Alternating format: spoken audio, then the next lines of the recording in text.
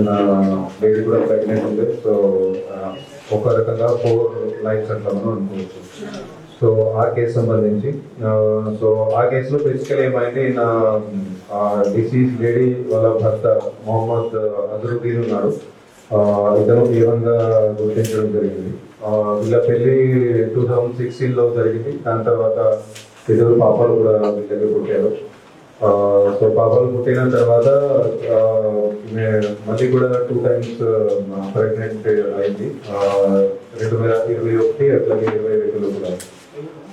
So ఆ 2 times కూడా మీరు అది ఆల్రెడీ 2 పాపాలు ఉన్నారు కాబట్టి సో మళ్ళీ సెక్స్ డిటర్మినేషన్ చేయించుకొని అది ఫీమేల్ పీటీసైడ్ అది చేశారు.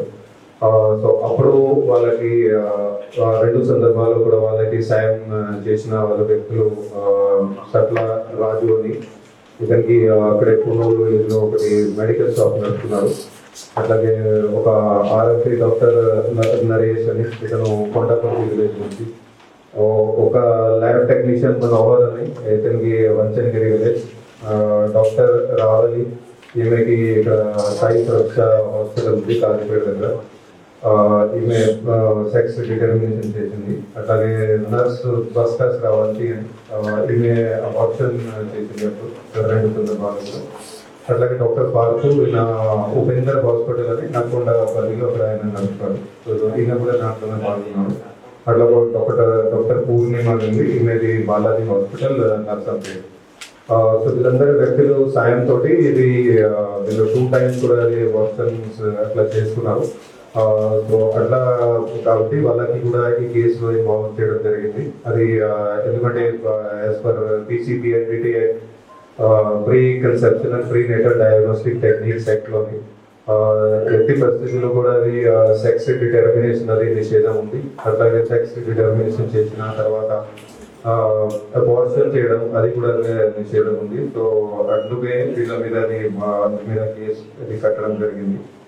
ఇది బేసికల్గా సెక్షన్స్ 85, 89, 92(1), అట్లాగే 103 sub class 1, 238, 61 sub class 2, 3 sub class 5 of DNS, అట్లాగే PCPNDT చట్టంలోని సెక్షన్ 23, అట్లాగే మెడికల్ టర్మినేషన్ ఆఫ్ ప్రెగ్నెన్సీ చట్టంలో కూడా సెక్షన్ 5 ఇవన్నీ చట్టాల మీద వీళ్ళ మీద కేసు కట్టడం జరిగింది. సో ఇది ఇట్లా నడుస్తుందో అది 2 పాప పిల్లలు పుట్టిన తర్వాత అట్లాగే 2 సార్లు అబార్షన్ చేసిన తర్వాత అది కూడా ఫీమేల్ పిల్లలు. సో 2 సార్లు అబార్షన్ చేసిన తర్వాత ఈయనకి అక్యూజ్ ఎవరైతే అజరుద్దీన్ ఉన్నాడు, ఒక రిలేటివ్ లోనే ఆమె మైనర్ గర్ల్. సో ఆమె తోటి లవ్ కేర్ పెట్టుకోవడానికి అది కూడా ట్రై చేసిండు. సో ఆమెకు కూడా అది మొహమాటలు చెప్పి ఆమెకు కూడా అది నేను పెళ్లి చేసుకుంటా అని అట్లా లవ్ ట్రాక్ అట్లా పెట్టిండు. సో తర్వాత ఆమె కూడా మైనర్ ఉంది కాబట్టి కొంచెం ఇన్ఫ్లుయెన్స్ అయ్యి ఇట్లా మనకి అనిపిస్తుంది. బట్ కానీ ఇది ఎందుకంటే ఫ్యామిలీలో కొంచెం ఫియర్ ఫ్యాక్టర్ ఉంటుంది కాబట్టి ఆమె ఇప్పటివరకు కూడా కంప్లైంట్ చేయలేదు. అని ఇప్పుడు మనకి ఇది కంప్లైంట్ వస్తే దాంట్లో ఒకటి సెపరేట్ పాక్సో చట్టం కింద ఒకటి కేసు మామూలు పోలీస్ స్టేషన్ కూడా ఇప్పుడు రిజిస్టర్ చేయడం జరిగింది ఇతని మీద అజరుద్దీన్ మీద. సో అప్పుడు ఆమెతో మాట్లాడుతూ ఇతను మాటలు ఆమె చిన్నపిల్ల, ఆమె ఆల్రెడీ ఇతనికి చెప్పింది దట్ మీకు పెళ్లి అయిపోయింది, ఆల్రెడీ మీకు పిల్లలు ఉన్నారు, సో నా వెంట ఎందుకు పడుతున్నావని. సో అప్పుడు ఆమెకి చెప్పిండు, అది నాకు భార్య లేకపోతే, భార్య ఉండకపోతే, పిల్లలు ఉండకపోతే అప్పుడు నువ్వు పెళ్లి చేసుకుంటావా. సో అట్లా మనం అనుకోవచ్చు దట్ ఆల్రెడీ ఇతనికి ప్లానింగ్ ఉంది దట్ అది వైఫ్ ని పిల్లల్ని అందరినీ ఎలిమినేట్ చేసుకుంటారని. ఎలిమినేట్ చేస్తే అప్పుడు ఇంకో కొత్త మ్యారేజ్ చేసుకుంటారని. Ultimately for want of bye child, వారి ఖచ్చితంగా అది మగ పిల్లలే కావాలని దానికోసం అల్టిమేట్లీ సో ఉన్న ఫ్యామిలీ అందరినీ ఎలిమినేట్ చేసుకుని ఎట్లా చేసుకుంటారని ఎట్లా ప్లానింగ్ ఉంది. సో ఆ ప్లానింగ్ లోనే ఇప్పుడు డిసీజ్ లేడీ 5th time కూడా ప్రెగ్నెంట్ అయితే. సో ఫస్ట్ ఏప్రిల్ నాడు వీళ్ళ ఫ్యామిలీలో అందరి గొడవ నడిచింది. ఇప్పుడు 5th time కూడా ప్రెగ్నెన్సీ అయిపోయింది. దీంట్లో పేరెంట్స్, మిగతా family members, brothers and all అందరూ కలిసి ఎట్లా గొడవ పెట్టారు. దాంట్లో ఇట్లా 5th time ప్రెగ్నెన్సీ అయింది, మళ్ళీ కూడా పాపనే పుడుతుంది. సో ఇప్పుడు ఏం చేయాలి. సో దాని తర్వాత వాళ్ళు మళ్ళీ కూడా అది సెక్స్ డిటర్మినేషన్ కి ఇక్కడ ట్రై చేశారు. అని ట్రై చేస్తే అది 9 వీక్స్ ప్రెగ్నెన్సీ ఉంది కాబట్టి ఇది మినిమం 17-18 వీక్స్ కావాలి. సో అది వెరీ సెక్స్ డిటర్మినేషన్ ఇప్పుడు 5th టైం అని వాళ్ళకి కాలేదు. సో అది కాకుండా even then they had decided ఖచ్చితంగా అబార్షన్ చేయించుకుంటామని. కానీ దిస్ డిసీజ్ పెట్టి ఆమెకి అంత బిల్లింగ్ లేకుండే దాంట్లో అబార్షన్ చేసుకోవడానికి. బికాస్ ఆల్రెడీ 2 times అయింది. అట్లా మరి డాక్టర్స్ కూడా అడ్వైజ్ చేశారు దాన్ని మళ్ళీ కూడా అబార్షన్ చేస్తే మీ లైఫ్ కూడా వేసుకున్నది అని. సో అబార్షన్ అంటే కష్టం ఉంటుంది. కానీ వీళ్ళు మా అందరూ కూడా తయారై ఉన్నారు that already 4 times pregnancy girl child తోనే అయింది. ఇప్పుడు 5th టైం కూడా అట్లానే అవుతుంది కాబట్టి సో అందుకు అండ్ సెకండ్లీ ఇంకో పెళ్లి కూడా చేసుకోవాలని ఆ ప్లానింగ్ కూడా. సో ఇతను ఆమెను ఎలిమినేట్ చేసుకోవడానికి ప్లాన్ చేశారు. సో ఆ సందర్భంలోనే ఈయన ఒకటి సాయి శ్రీధర్ని వెంచర్ ఉంది, అక్కడ ఒకటి స్విమ్మింగ్ పూల్ నడుపుతారు. సో బేసికలీ అది ఎవరైతే స్విమ్మింగ్ కి వస్తారో వాళ్ళకి గంట చార్జ్ తీసుకొని అట్లా ఇస్తారు ఆన్ రెంటల్ బేసిస్. సో ఈ సందర్భంలోనే అది ఫస్ట్ నాడు సాయంత్రం 7:30కి టైంకి వీళ్ళకి క్లోజింగ్ టైం ఉంటుంది కాబట్టి అప్పుడు ఫ్యామిలీకి వైఫ్కి పిల్లలకి వాళ్ళందరికీ చెప్పి ఐస్ క్రీమ్ తినిపిస్తారని అట్లా వాళ్ళకి మీరు ఇక్కడికి రండి అని వాళ్ళకి అందరికీ చెప్పాడు. అండ్ దానికి ముందే అక్కడ ఉన్న పూల్లో ఉన్న CCTV కెమెరాస్ అండ్ అవన్నీ కూడా ముందే ఆఫ్ చేసి పెట్టుకున్నాడు. బికాస్ ఆల్రెడీ మర్డర్ ప్లానింగ్ అంతా కూడా అయిపోయింది కాబట్టి. సో దాని తర్వాత అది నియర్లీ అరౌండ్ 8 PM ఆ టైంకి వాళ్ళందరికీ ఇంటికి వాళ్ళందరినీ కూడా అక్కడికి తీసుకురావడం జరిగింది. దాని బైక్ని కొంచెం మరి స్విమ్మింగ్ పూల్ యాక్స్ దగ్గరికి తీసుకొని ఇక్కడ చిన్న హెల్ప్ కావాలి అని అక్కడ దగ్గరికి తీసుకొని ఆమెని లోపలికి పుష్ చేసాడు. అట్లాగే 2 చిన్న పాపలు ఉంటే వాళ్ళ ఇద్దరికి కూడా వాటర్లోకి పుష్ చేసాడు. పుష్ చేసిన తర్వాత కూడా ఆయనకి వాళ్ళు ఏదో రకంగా బైక్ ఏదో బతుకుతారని పైకి వస్తారు, ఎందుకంటే పూల్లో అంత డెప్త్ లేదు, అంత లోతు లేదు కాబట్టి ఇతను కూడా లోపలికి దూకి వాళ్ళకి ఇది దాంట్లోనే సబ్మరైజ్ చేసిండు. అది మొత్తం చనిపోయేదాకా వరకు కూడా అది అక్కడే లోపలనే ఉన్నాడు. తర్వాత బాడీస్ బయట తీసినాక మొత్తం చెక్ చేసినాక దట్ అది డెత్ అయిపోయింది. సో అప్పుడు డ్రామా క్రియేట్ చేసిండు దట్ నేను యూరిన్ కి వెళ్ళినప్పుడు అది వీళ్ళు ఇక్కడ అది యాక్సిడెంట్లీ దీంట్లో అది మునిగి చనిపోయారని.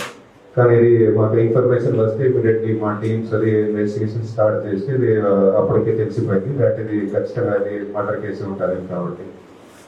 సో ఈ సందర్భంలో ఇది అంతా ఇన్వెస్టిగేషన్ చేస్తూ ఈరోజు 10 మంది అక్యూజ్డ్ వీళ్ళని పట్టుకోవడం జరిగింది. సో వాళ్ళ వివరాలు వచ్చేసి ఇది ఫస్ట్ ఈయన ఏమని ఉన్నాడు, హస్బెండ్ ఆఫ్ ద లేడీ, అట్లాగే చాంద్ పాషా అయిన ఫాదర్, సాలేహా ఈమె మదర్, అట్లాగే షరఫుద్దీన్ ఇతను బ్రదర్ అవుతాడు. సో వీళ్ళందరూ కూడా స్టార్టింగ్ నుంచి వీళ్ళతోటి ఇన్వాల్వ్మెంట్ లో ఉన్నారు, సెక్స్ డిటర్మినేషన్ లో కానీ ఫీమేల్ ఫీటీ సైడ్ లో కానీ. అట్లాగే వీళ్ళు కాకుండా ఇంతకుముందు నేను చెప్పినట్టుగా ఎవరైతే ఇంతకుముందు జరిగిన అబార్షన్స్ లో సెక్స్ డిటర్మినేషన్ లో వాళ్ళకి సాయం ఇచ్చారు వాళ్ళు బస్ కేస్ రవంతి, ఈమె ప్రైవేట్ నర్స్ గా పనిచేస్తుంది. ఈమె 3rd ప్రెగ్నెన్సీలో అంటే 2 పిల్లల తర్వాత 3rd ప్రెగ్నెన్సీ రోజులో దాంట్లో డిటెక్షన్ కానీ అబార్షన్ కానీ మొత్తం మీద కీలక రోల్ ప్లే చేసింది. అట్లాగే డాక్టర్ పార్కు ఉపేందర్ హాస్పిటల్ నడుపుతారు నెకొండలో, ఇతన్ని కూడా మెయిన్ పాత్ర ఉంది మెయిన్లీ నెక్స్ట్ 4th ప్రెగ్నెన్సీలో. దెన్ మనోహర్ అని ఉన్నాడు, ఇతను ల్యాబ్ టెక్నీషియన్ ఉన్నాడు, కానీ అన్న కూడా మీడియేటర్ గా పనిచేశాడు.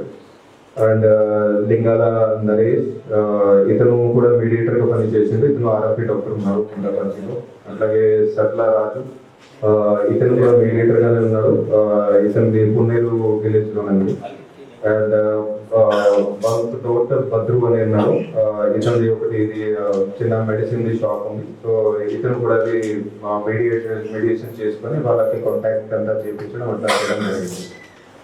ఇద్దరు డాక్టర్స్ ఉన్నారు, డాక్టర్ పూర్ణిమ అని, ఈమె 2nd ప్రెగ్నెన్సీ ఏదైతే ఉన్నదో అంటే 4th ప్రెగ్నెన్సీ దాంట్లో అబార్షన్ ఈమె చేసింది. అట్లాగే రావాలి అనే డాక్టర్ ఉంది ఇక్కడ సాయి సురక్ష హాస్పిటల్ కాలికేట్, ఈమె సెక్స్ డిటర్మినేషన్ లో అప్పుడు వీళ్ళకి సాయం చేసింది. వీళ్ళిద్దరు డాక్టర్ ప్రజెంట్ ఫరారీలో ఉన్నారు, మన దగ్గర లేరు, వాళ్ళని కూడా త్వరలోనే అరెస్ట్ చేస్తాం. సో వీళ్ళ బాగా నేర చరిత్రను చూస్తే డాక్టర్ పూర్ణిమ మీద ఇంతకుముందు 4 కేసెస్ ఉన్నాయి. ఆ, అన్ని కూడా 2023లోనే అయినాయి. సో మెయిన్లీగా ఇది ఈ చట్టం సందర్భంలోనే ఉన్నాయి. అన్ని కూడా పర్సనల్ రిలేటెడ్ కేసెస్ ఉన్నాయి. ఇక్కడ మన దగ్గర వేరే వేరే పోలీస్ స్టేషన్స్ లో రిజిస్టర్ అయి ఉన్నాయి. పార్తు మీద, డాక్టర్ పార్తు మీద ఈయన మీద కూడా 4 కేసెస్ ఉన్నాయి. అది రెండు కేసెస్ 23కి సంబంధించి, ఒకటి 24, ఒకటి 25 సంబంధించి. శ్రావంతి మీద 3 కేసెస్ ఉన్నాయి. ఇవి కూడా 23 నుంచి స్టార్ట్ అయ్యి ఎట్లా ఉన్నాయి cases. And Manohar lab technician మీద ఒక కేసు ఉంది ఇంతకుముందు.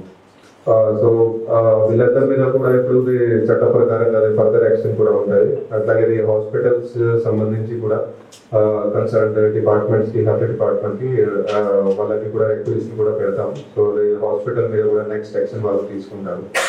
అండ్ ఇది గవర్నమెంట్ డాక్టర్స్ మీద కూడా వాళ్ళ మీద కూడా రిపోర్ట్ పెడతాము. వాళ్ళ మీద కూడా డిపార్ట్మెంట్ ఎలక్షన్ అది కూడా వాళ్ళు తీసుకుంటారు. సో ఈ కేసులో మా టీం అందరూ కూడా చాలా మంచి వర్క్ చేశారు. ఇది మన డీసీపీ ఈజీతో అది టోటల్ ఇన్వాల్వ్మెంట్ చేసుకొని, అట్లాగే మన ఏసీపీ మామూలు వెంకటేష్ గారు, ఆయన ఐఓగా ఉన్నారు, చాలా సీరియస్ కేసెస్ కాబట్టి ఆయన ఇన్వెస్టిగేషన్ ఆఫీసర్ అంతా కూడా చేస్తున్నారు. సో అట్లాగే మా ఇన్స్పెక్టర్స్ పర్వతగిరి నుంచి, అట్లాగే విశ్వేశ్వర్ ఈశ్వర్ నుంచి, దెన్ వాళ్ళ టీమ్స్ ఎస్ఐస్ ప్రవీణ్, శ్రీనివాస్, వంశీకృష్ణ, అట్లాగే మన కానిస్టేబుల్స్ రాజు, ప్రవీణ్ కుమార్, కే కుమార్, సాయి కుమార్, సంతోష్, అఖిల్, రవి, రాజు, వీళ్ళు హెడ్ కానిస్టేబుల్స్ అండ్ హోంగార్డ్, వీళ్ళందరూ కూడా చాలా మంచి వర్క్ చేశారు. వాళ్ళందరికీ కూడా శుభాకాంక్షలు కూడా థ్యాంక్ యూ.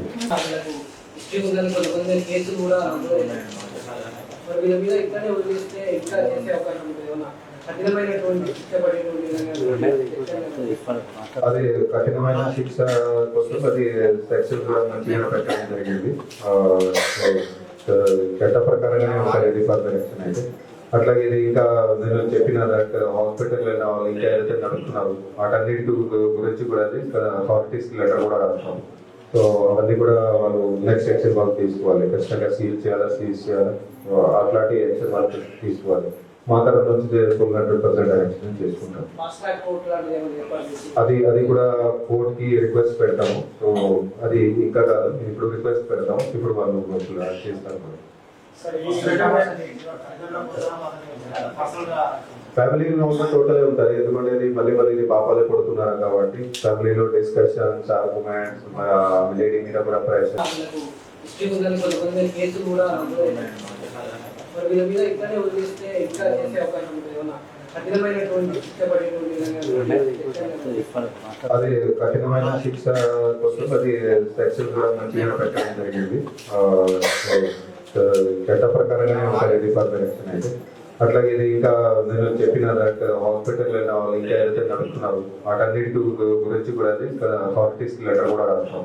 సో అవన్నీ కూడా వాళ్ళు నెక్స్ట్ యాక్షన్ వాళ్ళు తీసుకోవాలి. ఖచ్చితంగా సీజ్ చేయాలి. అట్లాంటి యాక్షన్ వాళ్ళు తీసుకోవాలి.